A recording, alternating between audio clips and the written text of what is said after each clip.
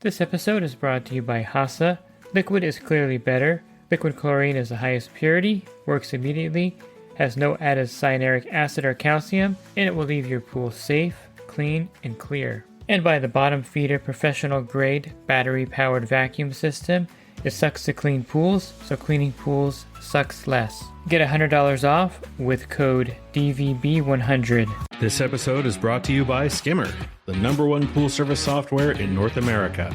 With Skimmer, you can streamline your schedule, grow your revenue, and keep your customers coming back with 5-star service. Whether you're a one-person operation or an established team, Skimmer is your partner in success. Visit getskimmer.com/poolguy to try Skimmer for free for 30 days. The Pool Guy Podcast Show. The Pool Guy Podcast Show. The Pool Guy Podcast Show.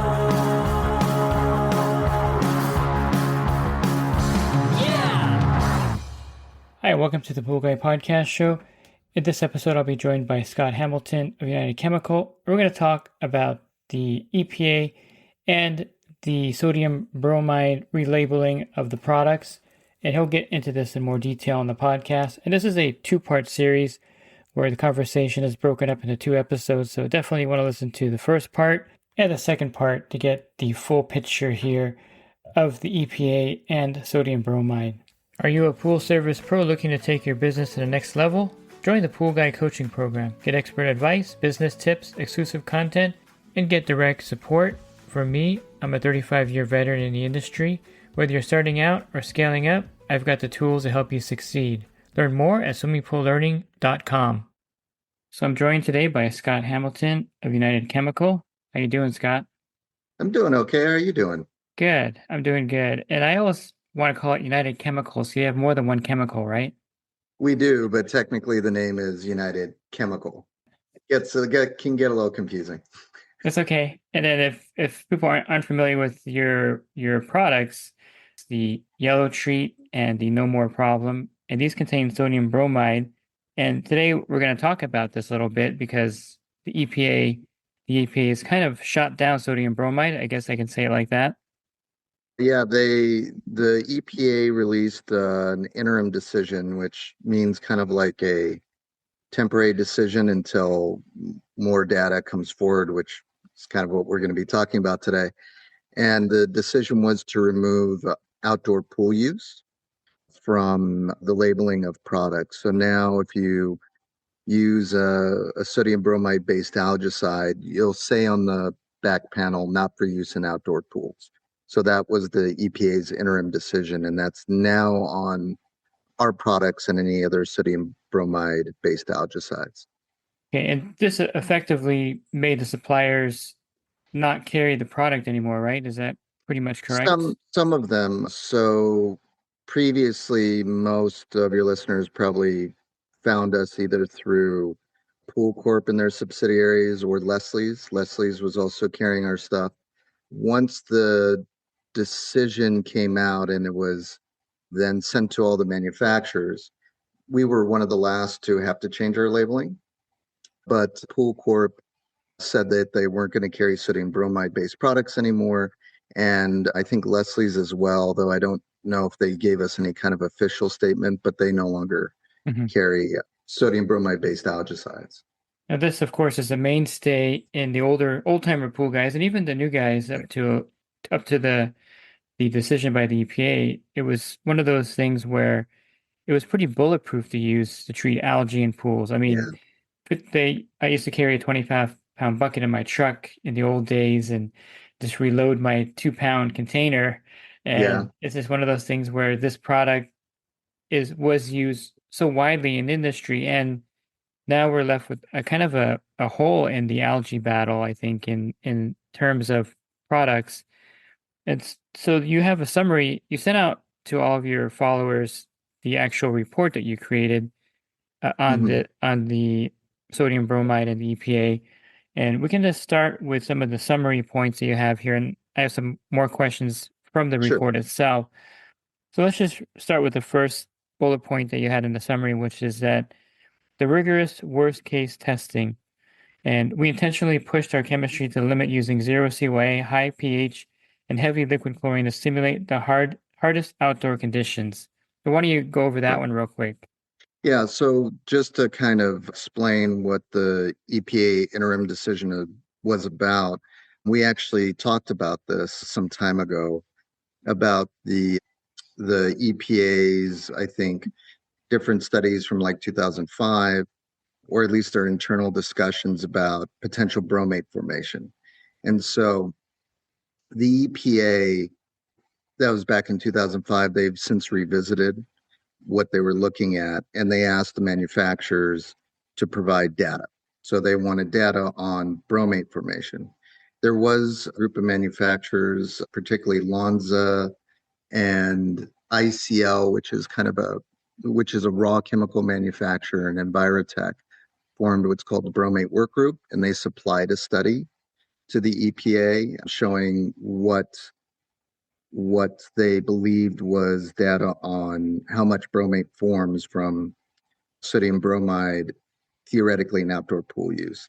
And the reason why bromate is undesired is because it's a potential human carcinogen. So there's limits on how much you want in the water and how much you're ingesting. So, make a long story short, the EPA didn't accept the data that was provided, and they made the decision, this interim decision, assuming 100% conversion. So they're assuming that all the bromine in the water in outdoor pool use will convert to bromate, which is not chemically realistic, but that's the agency just being very, very precautious. So we did this study because we said, okay, let's throw theory out. Let's actually see what happens. And we did the study with 8 above ground pools where we treated them under various conditions. Like you said, we let the pH go high because under higher pH, you're likely to get more bromate. And then we didn't include cyanuric acid because, cyanuric acid interacts with chlorine to kind of slow down some of the reactions. And we didn't want that. We wanted to see, okay, worst case scenario, what are we looking at? Because you might go to a pool and it might not have very much cyanuric acid, but you need to treat it right away. And maybe someone out there would treat it without any cyanuric acid in it. So we want to see, okay, what are the limits? What are the realistic limits of using it? Yeah, and then of course we can tell the listeners what you found by doing that.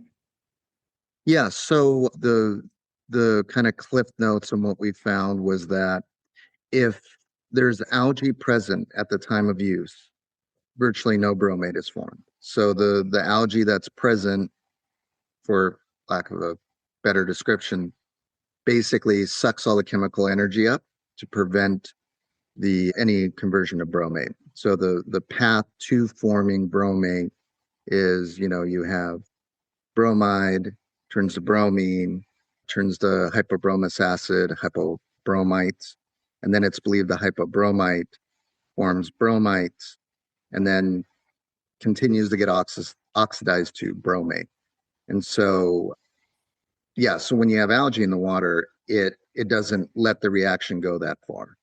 And so that was using just straight sodium bromide. We did a comparative. So we had 4 pools that we just used sodium bromide, liquid chlorine. Again, liquid chlorine, both is the most widely used, especially by service guys, and also probably forms the most bromate.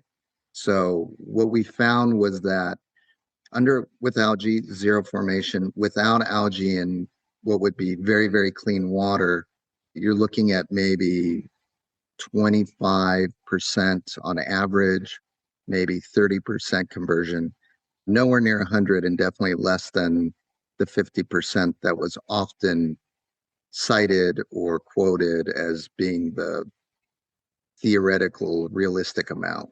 So it's actually less under those conditions. And do you know how the EPA tested this by chance to get their results? They didn't really test it. So are you talking about our study or how the EPA came to their decision? Yeah, how did they come to the decision? You said they didn't really test it. No, so the the EPA doesn't have like their own in lab, at least not really. What they'll usually do is they'll go to a manufacturer and they'll say, you go out, get this data for us so we can make a decision. They might do some in-field testing, but not in kind of this controlled scenario. I mean, they would have to build a lot of labs to cover everything. So essentially, they're making the assumption based on an absence of data and some not directly related, but other studies out there. So they're kind of looking at everything and then drawing certain assumptions to apply it to swimming pools. Got it. So this as opposed to what we did, which was actually use above ground vinyl liner pools outdoors, Southern California, and just see what happens.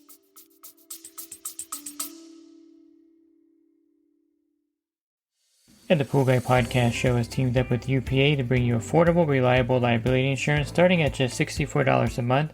Get up to $2 million in coverage, and the members of my coaching group get an even lower rate. Protect your business and your peace of mind. Sign up with EPA today by clicking the link in the podcast description. And I think the listener should also know that we live in California. You're in California too, Scott, right? Mm-hmm. So every single thing out there, from the gas pumps to any kind of plastic you get from Amazon, has like Yeah. a label that says, "Warning: this is a known carcinogen." I don't Yeah, think I could. Prop 65, I think that's what it is out here. Yeah. So Yeah. everything that you buy, and in fact, I think there's some products on Amazon that won't even ship here to California because of Prop 65, Yeah. because of this labeling. Again, I think, just because there's a label on something, what does that actually mean? And you mentioned the EPA didn't even test this. So that kind of makes me think, there was a big thing a couple years ago about trichlor tablets coming from China that weren't EPA approved.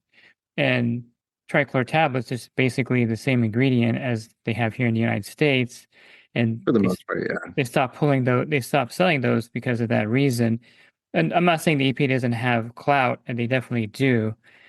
But, you know, if they don't do the actual study, how accurate can that be? Yeah, and what the process is, so it's interesting with Prop 65, when they wrote that law, they didn't have like a threshold. So, and this also goes a little bit into how EPA makes decisions, but if you don't have a threshold, then if there's technically one atom of a carcinogen, it requires the Prop 65 label. Our products don't contain that because, again, there's no carcinogens in the product. It's assuming that when this reaction takes place, that bromate is formed in the water itself. So, but yeah, that's the limitation of like a linear model of carcinogens versus exposure to other models like threshold models, where it says only above a certain limit does it pose a health risk, which is something we also talked about in the announcement, but that's not necessarily our study. That's other studies out there regarding bromate and its exposure. And I was going to save this for later, but why is it that the hot tubs still use the sodium bromine, and it's not considered a violation of the EPA? So they actually discussed that when they're making the interim decision, and the rationale was that in a hot tub, your head is above water, so you're not ingesting any water, and it's not skin exposure or anything. It's the actual act of ingesting the water that is their main concern. So if you're not really dunking your head in a hot tub, then there's no exposure, no limitation, and so then you get a pass, and they focused it on only outdoor pool use. That's funny. So they've never actually seen a hot tub being used by little kids, right? Yeah. So, but again, for trying to, I don't think anybody in the industry is a super big fan of the EPA, but these are not pool professional. They are chemists. There's chemists on their staff. They're not doing the first party data just because they can't. So they're working off a lot of assumptions, and their main driver is safety. They're trying to be safe and they're trusting the opinions of others. Who's to say that they weren't lobbied by some people in the industry that are trying to, I don't know, maybe try to get a benefit out of sodium bromide not being an outdoor pool use. That's pure speculation, just to Mhm. be clear. But, those are the other potential factors. So while we don't like how the EPA went about making their decision, at the same time, I don't think it's purely out of malice. They're just trying to make the best guesses they can. And so, what's your opinion of a pool pro that's still using sodium bromide to treat algae in outdoor pools? So by law, I cannot advise anybody to use the product in a manner inconsistent with labeling. So you shouldn't use yellow treat in outdoor pools if it's against the labeling direction. So that's essentially what I'm allowed to say. And yeah, we can't advise customers to use it. I guess you would call it off label. That Mhm. would be a violation of EPA, and we would get in very big trouble doing that. So Mhm. we're not going to. Yeah, and then you mentioned the second bullet point that there are some proprietary formula protection in your ingredients of the sodium bromide products that you sell that actually suppress the bromate formation during the critical first hour of dosing. I don't think we talked about that first hour that was Right. addressed by the EPA. So let's talk about that first hour of dosing. And of course, your chemicals are proprietary to your formula, but how does that work to make your product, counter to some of the EPA findings? Yeah. So far we've talked about the amount that was of bromate that we observed being produced, and that was mostly by pure sodium bromide. None of our formulas are just straight sodium bromide in a bottle. We add other ingredients to primarily improve the efficacy of the product and just kind of manipulate some of the reactions. So one of the things we looked at was, okay, some of the other ingredients that are used across our products, what impact does that have? And we found that depending on which formula, the ingredients, they can either significantly lower bromate formation or basically completely suppress it. The first hour is when we observe the most bromate formed. So it's kind of good in that most of what we found lines up with actually what the bromate work group found. So even though the EPA looked at their protocols and data and decided to throw it out for whatever their reasons are, when we looked at it, we're like, actually, our findings are starting to align a little bit with that. And what they found was most bromate formation happens like within the first hour. And that's what we found too. About anywhere between 70 and 90%, roughly speaking, of bromate you're going to get is going to get in the first hour. And that makes sense. That's when you superchlorinate, when the sodium bromide is present, that's when you have the highest concentration. And then over time, it loses that chemical energy. It's also interesting, we didn't find in the study a strong correlation between UV light exposure, because obviously these are outdoor pools. They kind of vary in how much sun they got, although it was fairly sunny every single day we did it. And when we took UVA readings to see, okay, how much exposure each pool is getting, there wasn't a super strong correlation between that and the amount formed. It looked more like chlorine is driving the reaction, Mhm. the oxidizer. So that was what we found is that first hour is when it happens. When you have these other ingredients like sulfamic acid, which is mentioned in the study, and ammonium sulfate, which is mentioned in the study, those types of things, a pH suppressant and an ammonium compound, significantly reduce the amount of bromate that's even formed in that. And we did that by doing it comparatively to just straight sodium bromide. Mhm. And the study didn't test like any case studies of people maybe getting cancer from bromide. No, so the most of where this concern over bromate and why it's considered, I think it's classified as a probable human carcinogen, is from a study that started with a Japanese group of researchers. back in late 90s, early 2000s, where they're feeding potassium bromate to mice. And potassium bromate is a like a leavening agent in bread. So it's really a dietary thing. And they fed them significant amounts of it and then looked at, okay, they found renal tumors. And the renal tumors, they assumed, because again, potassium is something you're supposed to eat and get in your diet, they assumed it was the bromate that did it. And that was early 2000s. And then at the time, it was Arch Chemical, then did that thing that we talked about where they said, hey, we did a study, and I'm using air quotes because they basically took yellow treat and did a 66 times dose, and they came up with the 50% thing. Oh, we think we can get 50% conversion. And that's kind of what started this whole thing.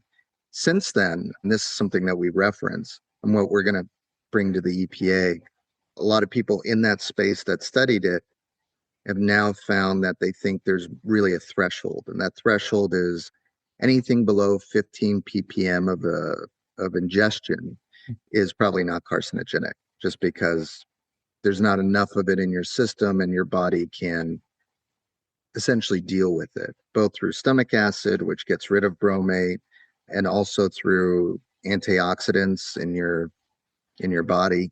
And so anything below that doesn't probably pose any health effect, at least according to those studies and reports. And anything above that is when you start to see the concerns. Of course, if that is true, then in a pool, the amount of bromate that's being formed is far, far less, unless, of course, you're, putting in tons of it, but no one's doing that in their pool. So it would essentially mean that it's effectively safe. So that's something, I'm not a toxicologist, so we're going to hire toxicologists and approach the EPA and say, hey, what do you think of this data? Does this change the equation? Because as right now, they look at everything linearly. So it's like if there's one atom of bromate, there's some measurable exposure. But in terms of has anybody from bromate gotten cancer? I mean, if you do statistical studies, there doesn't seem to be a significant correlation like in areas that have banned bromate in food use. There's not like suddenly a huge difference in renal tumor rates, but it goes back to his lack of evidence, and it's like, it's hard to assess when you look at it that globally. So you would need a statistician, which I am not, to really break that down. But no, there's no one has made a claim, and there's no direct evidence of bromate causing cancer in anything other than mice when fed a lot of it. So I'm going to go back to the hot tub because I'm not a chemist and I just can't get my head around the EPA banning this in outdoor pools when you're in a 250-gallon body of water with bromine tablets, and it's a smaller body of water than a pool. The pool's, 10,000, 15,000 gallons. right. There's a high concentration of bromine in that water. And how can they say that again is safe? I know you mentioned the ingestion part, but you're Right. just in a whole tub of this stuff. Yeah, so with that, the way that the EPA will say models exposure, they have something called swim model. And what that does is it makes a series of assumptions and then calculates a certain amount of risk over a lifetime. So, and we use that also in the study to kind of assess risk. And that using that model, we said, okay, based on what we found, this is what's falls into the risk exposure of what generally the EPA considers safe. But that model says, okay, based on your age, frequency of swimming, and other factors, how much water do you actually ingest while swimming in a pool? When you swim in a pool, and this is kind of, again, this is going to be not perfectly accurate, but kind of ballpark. You probably ingest about, according to their model, about a shot of water maybe per hour of swimming. So they say, okay. And then they look at bromate as a linear model, meaning that even one atom of that in the water they extrapolate that risk and saying, okay, you continue to get exposed to it over 30 plus years of swimming in a pool, what's your risk of developing cancer from bromate? And that's how they make the risk assessment. But again, going back to the hot tubs, they're saying, well, it doesn't matter because you're not drinking the water because you're not, quote unquote, swimming and not dipping your head under the water. And so that kind of removes any of the risk from hot tubs. And I mean, you could argue if that was reasonable or what have you. I mean, the decisions really were about halogenated compounds. So that would be bromine, anything containing bromine. Sodium bromide kind of got lumped into that decision. So it affected not just sodium bromide, although that's what everybody's aware of right now, but also, like you're saying, bromine tablets. So I guess they made a good enough argument that the EPA went, sure, okay, I guess no one's drinking the water in a hot tub, and therefore no one's sticking their head under the water. There's no exposure to ingestion, which is the only concern, not skin or anything else. Got it. And of course, the second part can be found if you subscribe to my podcast, you'll get a notification. But you can also find it on my website, swimmingprolearning.com. Go to the podcast icon in the banner. Click on that, and you'll see a drop-down menu, and you'll see the first part and second part of this podcast listed there. And if you're interested in a coaching program that I offer, you can learn more at poolguycoaching.com. Thanks for listening to this podcast. Have a great rest of your week, and God bless. This episode is brought to you by HASA, providing products that deliver clean, healthy water for every aspect of everyday life. The bottom feeder battery-powered vacuum system, portable, powerful, and only weighs 12 pounds. And Skimmer. Get Skimmer, America's #1 pool service software. Podcast listeners can try Skimmer for free at getskimmer.com/poolguy.